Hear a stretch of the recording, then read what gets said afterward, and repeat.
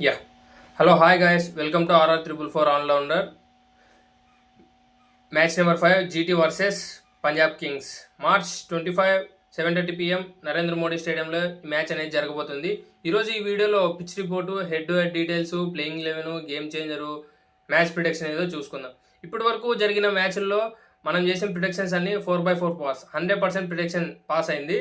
ఈరోజు ఈ వీడియో ఏ మ్యాచ్ గెలుస్తుంది అనేది చూసుకుందాం, ఓకేనా. అండ్ ముందుగా పిచ్ రిపోర్ట్కి వచ్చేసరికి నరేంద్ర మోడీ స్టేడియంలో ఎప్పుడైనా బ్యాటింగ్ పిచ్చే ఉంటుందన్నమాట. మోస్ట్లీ ప్రతి బ్యాట్స్మెన్కి బ్యాటింగ్ పిచ్చే ఉంటుంది. ఇక్కడ 172 190 స్కోర్ వచ్చే అవకాశం ఉంటుంది. బ్యాట్స్మెన్స్ టెక్నికల్గా ఆడే బ్యాట్స్మెన్స్కి అయితే చాలా యూజ్ అవుతుంది అన్నమాట ఈ పిచ్.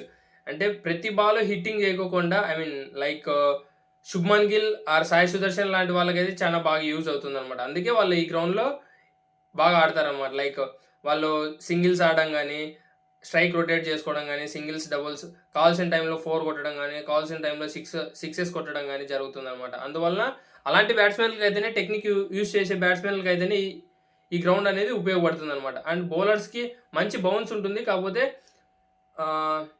సెకండ్ ఇన్నింగ్స్లో స్పిన్కి ఎక్కువ యూజ్ అవుతుంటుంది అనమాట. లైక్ డ్యూ వచ్చే అవకాశం ఉంటుంది. కాకపోతే ఈసారి ఈ ఐపీఎల్లో సెకండ్ ఇన్నింగ్స్లో 2 balls యూజ్ చేశారు కాబట్టి డ్యూ ఏమంత ప్లే చేయదనమాట. అండ్ టాస్ విషయానికి వచ్చేసరికి చేజింగ్ చేయడం చాలా బెటర్ అనమాట నాకు తెలిసి. ఎందుకంటే పెద్ద గ్రౌండ్ ఉంటుంది, లాంగ్ బౌండరీస్ ఉంటాయి. లైక్ ఫస్ట్ బ్యాటింగ్ వాళ్ళు ఎన్ని రన్స్ చేస్తారో చూసేసి మనం వాళ్ళకి తగ్గట్టుగా ఆడొచ్చు అనమాట. అండ్ హెడ్ టు హెడ్ డీటెయిల్స్కి వస్తే ఈ గ్రౌండ్లో ఇప్పటిదాకా 35 మ్యాచెస్ ఆడారు టోటల్. ఫస్ట్ బ్యాటింగ్ ఆడినోళ్ళు 14 మ్యాచెస్ గెలిచారు. అండ్ సెకండ్ మ్యాచెస్ ఆడినోళ్ళు 20 మ్యాచెస్ గెలిచారు అనమాట. అండ్ 1 మ్యాచ్ టై అయింది. ఈ గ్రౌండ్లో యావరేజ్ స్కోర్ వచ్చేసి 140 and second innings average score వచ్చేసి 160 అనమాట. హెడ్ టు హెడ్ డీటెయిల్స్కి వస్తే ఓన్లీ పంజాబ్ వర్సెస్ జీటీ వచ్చేసి 5 మ్యాచెస్ మాత్రమే ఆడారు అనమాట. జీటీ వచ్చేసి 3 మ్యాచెస్ గెలిచింది, పంజాబ్ కింగ్స్ వచ్చేసి 2 మ్యాచెస్ గెలిచారనమాట. అండ్ ఈ ఈ 3 మ్యాచెస్ అండ్ ఈ 2 మ్యాచెస్ కూడా సెకండ్ బ్యాటింగ్ ఎవరైతే ఆడారో వాళ్ళే గెలిచారనమాట. ఫస్ట్ బ్యాటింగ్ ఆడినప్పుడు ఇద్దరు ఓడిపోయారు ఈ గ్రౌండ్లో. అండ్ ఇప్పుడు దాకా ఈ గ్రౌండ్లో వీళ్ళు ఒక మ్యాచ్ మాత్రమే ఆడారు. ఆ ఒక మ్యాచ్ కూడా ఒక రన్తోనే పంజాబ్ కింగ్స్ గెలిచిందనమాట. అండ్ ప్లేయింగ్ 11 వచ్చేసరికి మై ప్లేయింగ్ 11 వచ్చేసి జీటీ వచ్చేసి Shubman Gill and Jos Buttler and Sai Sudharsan, Glenn Phillips, Shahrukh Khan, Rahul Tewatia, Washington Sundar, Kagiso Rabada, Mohammed Siraj and Prasidh Krishna ఉండే అవకాశం ఉంటుందన్నమాట. ఇంపాక్ట్ ప్లేయర్గా మణిపాల్ లోమ్రోర్ ఉండే అవకాశం ఉంటుందన్నమాట. And my Punjab Kings playing 11 వచ్చేసి Prabhsimran Singh and Marcus Stoinis and Shreyas Iyer, Josh Inglis, Shashank Singh, Nehal Wadhera, Marco Jansen and Harpreet Brar and Harshdeep Singh and Chahal. Impact player వచ్చేసి ప్రియాన్స్ ఆర్య అనే అతను ఉన్నాడు. 24 years కుర్రాడు, బాగా ఆడతాడు అనమాట. ఓపెనింగ్ వచ్చే అవకాశం ఉంటుంది. అతను ఓపెనింగ్ ఆడితే 1 downలో మార్కస్ స్టోనిస్ ఆడే అవకాశం ఉంటుంది అనమాట. ఇంపాక్ట్ ప్లేయర్గా యూజ్ చేసుకునే అవకాశం ఉంటుంది. అండ్ కీ మ్యాచ్అప్స్ చూసుకుంటే ఈ మ్యాచ్లో గిల్ వర్సెస్ అక్షదీప్ సింగ్ అనమాట. ఎందుకంటే అక్షదీప్ సింగ్ వచ్చేసి పవర్ ప్లేలోనే మంచి వికెట్స్ అందిస్తాడనమాట. అప్పుడు కీ బ్యాటిల్ చూడొచ్చు అనమాట. లైక్ స్వింగ్ అయితే అక్షదీప్ సింగ్ వచ్చేసి మంచి వేరియేషన్స్ చూపిస్తాడు. అండ్ కొన్ని టెక్నిక్స్ యూజ్ చేయాలని పోతాడు. కాకపోతే ఒక్కొక్కసారి రన్స్కి వెళ్తుంటాడు. చూద్దాం. ఈ గ్రౌండ్లో గిల్కి మంచి యావరేజ్ ఉందన్నమాట, 64 యావరేజ్ ఉంది. అక్షదీప్ సింగ్ వర్సెస్ గిల్ మంచి కీ బ్యాటిల్ జరగబోతుంది. And Maxwell versus Rashid Khan కూడా మంచి కీ బ్యాటిల్ ఉంటుంది అనమాట. ఎందుకంటే రషీద్ ఖాన్ స్పిన్ బాగా వేయగలడు అనమాట, గుగ్లీస్ బాగా వేయగలడు. అండ్ అటువైపు మ్యాక్స్వెల్ చూసుకున్న స్విచ్ హిట్స్ కొట్టడం కానీ, స్విచ్ హిట్ కొడితే మాత్రం 6 వెళ్ళిపోవాల్సిందే మ్యాక్స్వెల్ కొడితే. అలా కొడతాడనమాట. చూద్దాం. స్వీప్ గన్ భారీగా ఆడుతూ అంటాడు Maxwell. And Shreyas Iyer versus Siraj and Rabada కూడా మంచి కీ బ్యాటిల్ ఉండబోతుంది అనమాట. ఎందుకంటే ఒకప్పుడు శ్రేయస్ అయ్యర్ బౌన్సర్స్ వేస్తే బాల్స్ డాట్ చేయడం కానీ, బాల్ లేకపోతే వదిలేయడం కానీ అలాంటివి జరిగేవి. ఈ మధ్య బాగానే ఆడుతున్నాడు. కాకపోతే వీళ్ళ బౌలింగ్కి ఎలా ఆడతాడో చూద్దాం. కీ బ్యాటిల్ బాగానే ఉంటుందన్నమాట. And Rahul Tewatia versus Punjab Kings death bowling కూడా మంచి కీ బ్యాటిల్ ఉండబోతుంది అనమాట. ఎందుకంటే చేజింగ్లో ఎప్పుడైనా కూడా రాహుల్ తివాటియా చాలా బాగా ఆడతాడనమాట. ఫస్ట్ బ్యాటింగ్ ఆడినప్పుడు అంత పర్ఫార్మెన్స్ ఏమి ఉండదు. చేజింగ్లో మంచి పర్ఫార్మెన్స్ ఇస్తాడనమాట రాహుల్ తివాటియా. చూద్దాం డెత్లో ఏమన్నా బాగా ఆడతాడేమో. అటువైపు పంజాబ్ కింగ్స్లో కూడా డెత్లో Marco Jansen versus Akshdeep Singh బాగానే ఉంటుందన్నమాట. డెత్ బౌలింగ్ వాళ్ళిద్దరు వేస్తుంటే యువతల రాహుల్ తివాటియా ఎంత మాత్రం ఆడతాడో చూడాలి.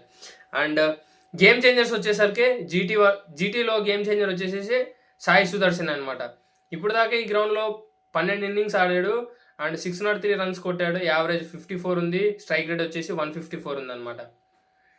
అండ్ ఇంకొక గేమ్ చేంజర్ వచ్చేసి జీటీ నుంచి రషీద్ ఖాన్ 12 ఇన్నింగ్స్లో 16 వికెట్స్ తీశాడు. ఎకానమీ వచ్చేసి 8.4 ఉంది. యావరేజ్ వచ్చేసి 27.3 ఉందన్నమాట. అండ్ ప్రసిద్ధ్ కృష్ణ కూడా మంచి గేమ్ చేంజర్ అయ్యే అవకాశం ఉంటుందన్నమాట. ఎందుకంటే ఈ ఫ్రాంచైజీ కొత్తగా ఆడుతున్నాడు, కాకపోతే అతని హైట్కి అతని ఫేస్కి ఈ పిచ్ బాగా సూట్ అవుతుందన్నమాట. అందుకనేసి నేను ప్రసిద్ధ్ కృష్ణ కూడా ఒక గేమ్ చేంజర్ అనేది చెప్తున్నాను. అండ్ పంజాబ్ కింగ్స్లో గేమ్ చేంజర్ వచ్చేసి శ్రేయస్ అయ్యర్ అనమాట. ఒక గేమే ఆడాడు ఇంతవరకు ఈ గ్రౌండ్లో శ్రేయస్ అయ్యారు. ఆ గేమ్లో కూడా 200 స్ట్రైక్ రేట్ మెయింటైన్ చేశాడు. చూద్దాం, ఎందుకంటే స్పిన్ బాగా ఆడగలడు. రషీద్ ఖాన్ ఎట్లా ఆడతాడో చూడాలి. అండ్ ఈ మధ్య చూస్తాను ఇండియా కూడా ఛాంపియన్స్ ట్రోఫీలో అండ్ వరల్డ్ కప్లో కూడా నెంబర్ 4లో బాగా ఆడాడు. ఇక్కడ కూడా నెంబర్ 4లోనే ఆడొచ్చు, ఎందుకంటే మార్కస్ స్టోయినిస్ 1 డౌన్లో ఆడే అవకాశం ఉంటుంది. ఇక్కడ కూడా నెంబర్ 4లోనే ఆడొచ్చు. చూద్దాం ఎలా ఆడతాడు. అండ్ మ్యాక్స్వెల్ కూడా మంచి ఫామ్లో ఉంటే బాగా ఆడతాడు. ఇప్పుడు అది ఈ ఫ్రాంచైజీ నుంచి బయటికి వెళ్ళి అక్కడ మంచి పర్ఫార్మెన్స్ ఇచ్చారు కాబట్టి మళ్ళీ ఈ ఫ్రాంచైజీ వాళ్ళే తీసుకున్నారు. చూద్దాం ఈసారి ఎలా ఆడతాడు. మంచి ఫామ్లో ఉంటే బాగానే ఆడతాడు, లేకపోతే మనం ఏం చెప్పలేము. హ్యాండ్సప్ అంటే మనం ఏం చేయలేము దానికి. నుంచి ఇంకొక గేమ్ చేంజర్ వచ్చేసి యుజ్వేంద్ర చాహల్ అనమాట. ఏ టీంలోకి వెళ్ళినా కూడా యుజ్వేంద్ర చాహల్ మంచిగా పర్ఫార్మెన్స్ ఇస్తుంటాడు. ఈసారి ఈ టీంలోకి వచ్చాడు. 18 crores పెట్టి కొన్నారు పంజాబ్ టీం వాళ్ళు. ఎలా పర్ఫామ్ చేస్తాడో చూడాలి. మిడిల్ ఓవర్స్లో మంచిగా స్పిన్ చేస్తాడు కాబట్టి మంచి గేమ్ చేంజర్ అయ్యే అవకాశం ఉంటుందన్నమాట. ఎక్స్ ఫ్యాక్టర్ వచ్చేసరికి గుజరాత్ నుంచి శుభ్మన్ గిల్ అని చెప్పొచ్చు అనమాట. ఎందుకంటే మంచి యావరేజ్ ఉంది. సాయి సుదర్శన్తో కంపారిజన్ చేసుకుంటే సాయి సుదర్శన్కి 54 యావరేజ్ ఉంటే అండ్ శుభ్మన్ గిల్కి వచ్చేసి 64 యావరేజ్ ఉందన్నమాట. అందుకనేసి నేను ఎక్స్ ఫ్యాక్టర్ వచ్చేసి శుభ్మన్ గిల్ చెప్తున్నా. అండ్ పంజాబ్ కింగ్స్ నుంచి ఎక్స్ ఫ్యాక్టర్ వచ్చేసి మార్కస్ స్టోయినిస్ అనమాట. ఎందుకంటే బ్యాటింగ్లో పర్ఫార్మెన్స్ చేస్తాడు. ఒకవేళ బ్యాటింగ్లో మంచి పర్ఫార్మెన్స్ ఇవ్వకపోయినా కూడా బౌలింగ్లో స్లోవర్ వన్స్ వేసేసి వికెట్స్ తీయగలడు కాబట్టి పంజాబ్ కింగ్స్ నుంచి మార్కస్ స్టోయినిస్ అనుకోవచ్చు అనమాట game changer. And final prediction వచ్చేసి పంజాబ్ కింగ్స్ వచ్చేసి 55% గెలిచే అవకాశం ఉంటుంది. అండ్ జీటీ వచ్చేసి 45% మాత్రమే గెలిచే అవకాశం ఉంటుంది అనమాట. ఎందుకంటే పంజాబ్ కింగ్స్కి కింద వరకు నెంబర్ 8 నెంబర్ 9 వరకు బ్యాటింగ్ ఆర్డర్ అనమాట. లైక్ వాళ్ళతో పోల్చుకుంటే వాళ్ళు అటు సైడ్ ఎలా ఉన్నారంటే మధ్య గ్లెన్ ఫిలిప్స్, షారుఖ్ ఆడకపోతే మాత్రం కిందంతా కొలాప్స్ అయిపోతుంది అనమాట. రాహుల్ తివాటియా ఎప్పుడు ఆడతాడో తెలియదు మనకి మనసనంగా. రషీద్ ఖాన్ ఒక్కోసారి స్నేక్ షాట్లు కొడతాడు, లేకపోతే తొందరగా అయిపోతా అంటాడు. అండ్ మొహమ్మద్ సిరాజ్, ప్రసిద్ధ్ కృష్ణ, కగిసోరబాడు వాళ్ళందరూ అంతంత మాత్రమే ఆడేవాళ్ళు. అందుకనేసి చెప్తాను అనమాట. లైక్ నా ఫైనల్ విన్నర్ వచ్చేసి పంజాబ్ కింగ్స్ 55% అనమాట. మీకు ఏ టీం గెలుస్తుందో కామెంట్ చేయండి చూద్దాం. అండ్ నేనైతే పంజాబ్ కింగ్స్కి వెళ్తాను అనుకుంటాను. ఇప్పుడు దాకా ఈ వీడియో చూసింటే మాత్రం ఈ వీడియోని లైక్ చేసి సబ్స్క్రైబ్ చేసి నన్ను ఎంకరేజ్ చేయండి. నా ఫైనల్ ప్రిడిక్షన్ వచ్చేసి పంజాబ్ కింగ్స్ అనమాట. మీరు ఈ టీం గెలుస్తుంది అనుకుంటున్నారో కామెంట్ చేయండి చూద్దాం ఎంతమంది గెస్ చేస్తారో correct answer. Thank you guys.